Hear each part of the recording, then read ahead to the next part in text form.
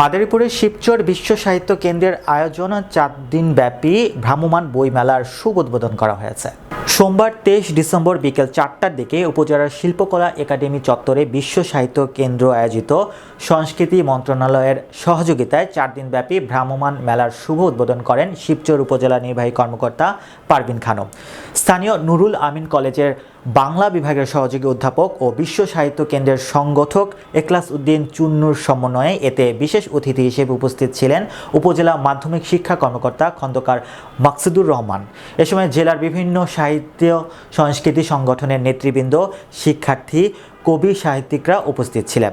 মেলায় সাংস্কৃতিক মন্ত্রণালয়ের সহযোগিতায় বিশ্ব সাহিত্য কেন্দ্রের আয়োজনে এই মেলায় প্রায় 8,000 বই 20 থেকে 30 ভাগ ছাড়ে বিক্রয় ও প্রদর্শন করা হবে।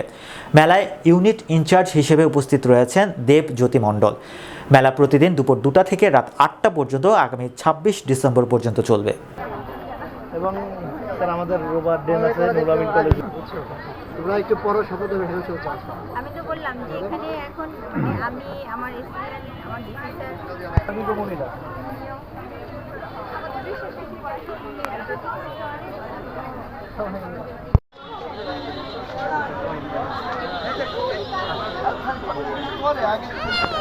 বই দেখো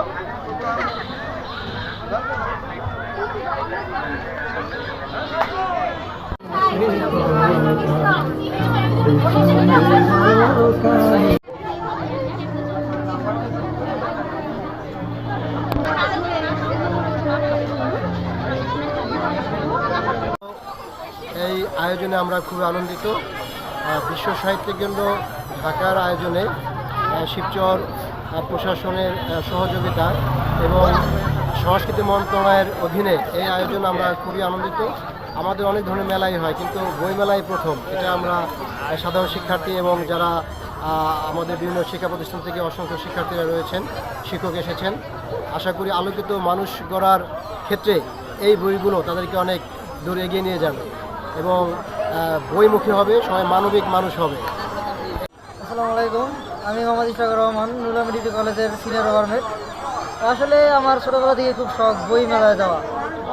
কখনো সৌভাগ্য হয়নি ঢাকায় বই মেলায় যাওয়া, কিন্তু নিজের যে থানায় এরকম একটা মেলা পাবো কখনো আশা করি নাই। মানে খুব আনন্দিত নিজের থানায় একটা বই মেলা পাওয়া, বই পড়বো, বই কিনবো, মানে খুব নিজের কাছে খুব ভালো লাগতেছে। আশা করি এই প্রোগ্রামগুলো ভবিষ্যতে আরও বাড়ানো হবে ইনশাল্লাহ।